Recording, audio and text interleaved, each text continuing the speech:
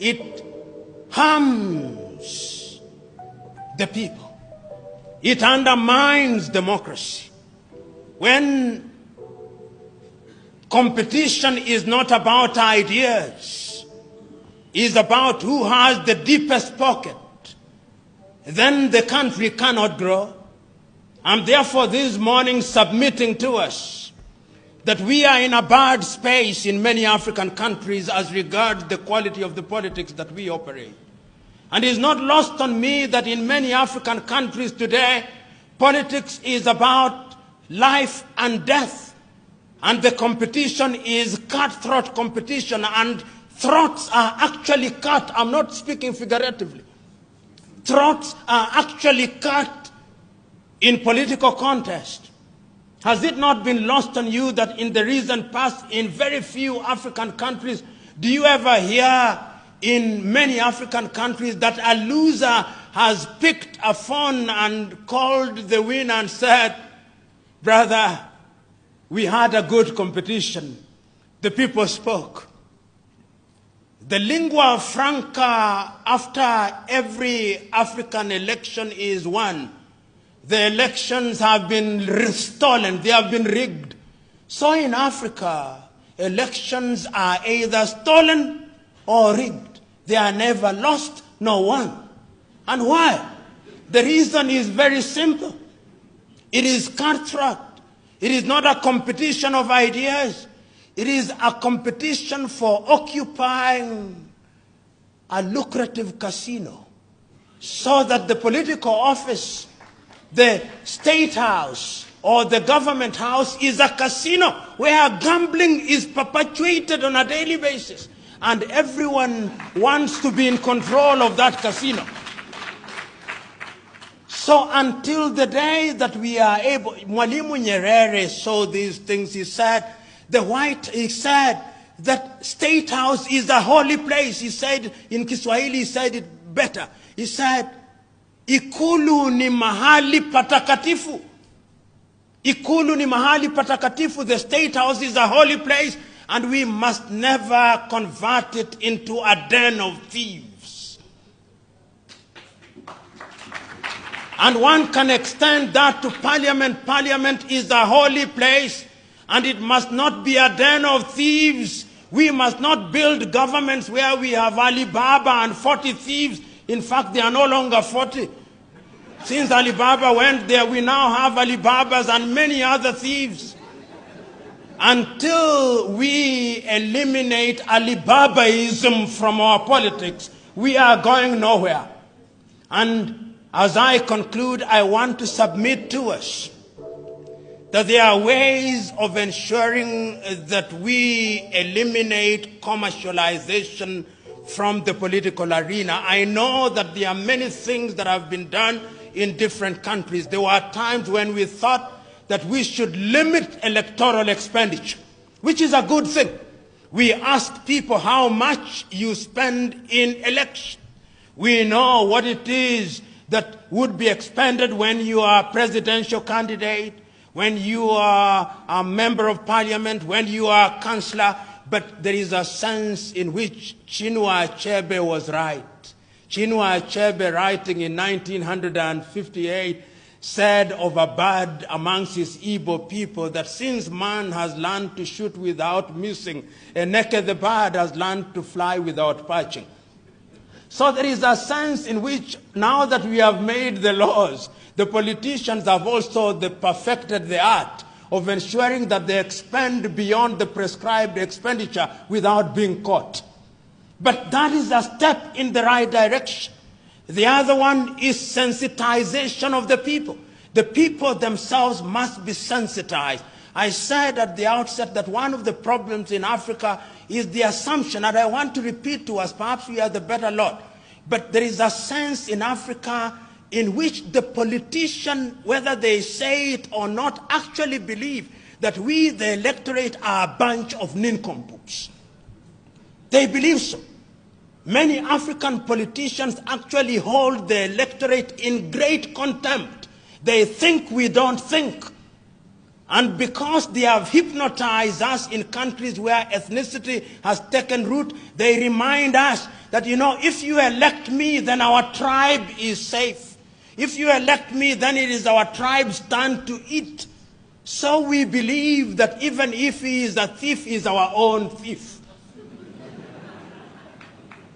I'm saying that what we must realize, whether we are in Uganda, whether we are in Kenya or Ethiopia, what we must recognize is that going forward, when we don't have good roads, those good roads, when we don't have good roads, the bad roads will affect all of us. It doesn't matter which tribe you come from. When you can't get medicine in hospital, it is not because of your tribe that you'll get treated. When you don't have good schools, the schools are bad for everybody. And therefore, the time for us is to wake up. I'm now beginning to see people waking up. Look at what is happening in Algeria. The Algerians are telling their leader, oh, you may have been God's gift to us, but even the gods are now tired.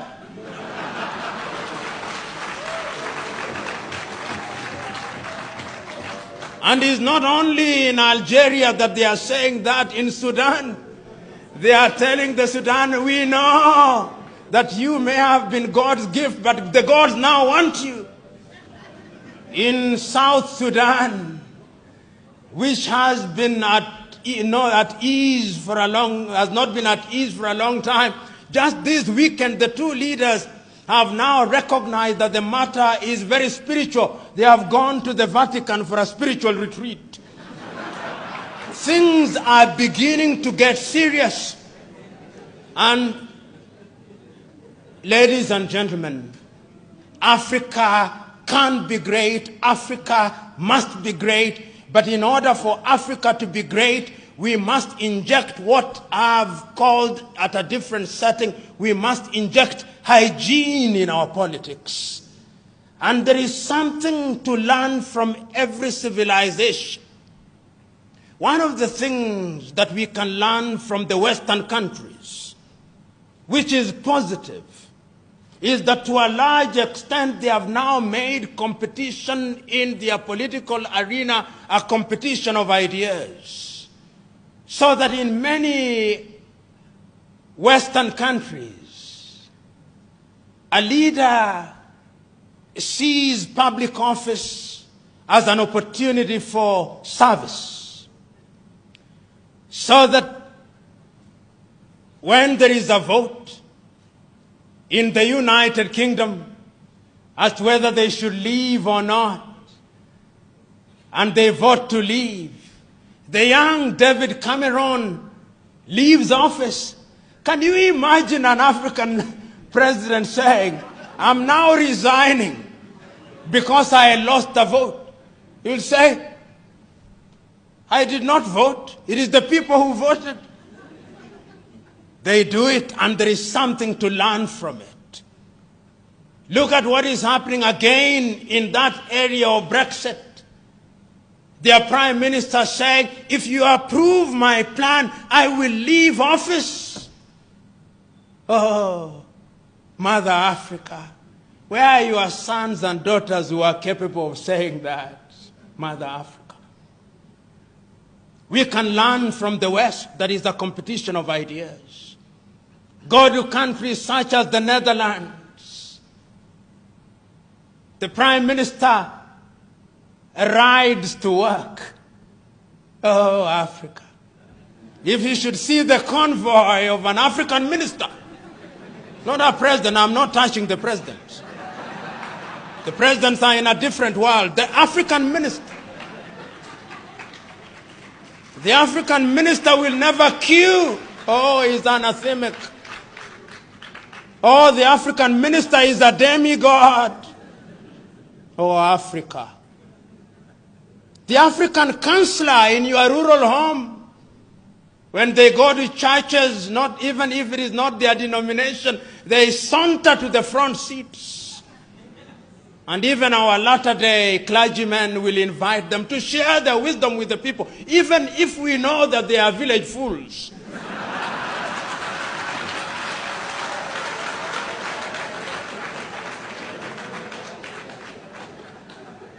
If there is anything that we must learn from Western Europe, is that they have gone through enough problems and they are capable of organizing their affairs, and they have demystified political leadership. We must demystify political leadership going forward. And once we do that, and I think we can do it because I can now begin to see something happening in Africa. Young Africans are beginning to ask searching questions. Africans are beginning to recognize that corruption is a cancer in our body politic. They are beginning to recognize that those who want to buy their votes don't mean well for them. They are beginning to recognize that there is enough money to change their lives if the thieves are eliminated from the political arena. They are beginning to realize that commercialization of politics is a threat to democracy. They are beginning to rise up. And I think that those who have not smelled the coffee will be surprised. They will be surprised when the ground moves from under their feet. They'll be surprised when Africa begins to elect individuals who can demonstrate that they have ideas, because the politics of the 21st century is the politics of ideas and about competition of ideas. Ladies and gentlemen, one can go on and on in such things, but there is no wisdom in flogging a dead horse. As I said at the beginning, I claim no authority on these matters. I merely share my thoughts with you in the hope and the belief that after this, there will be an exercise in cross-fertilization and cross-pollination. I rest my case. God bless.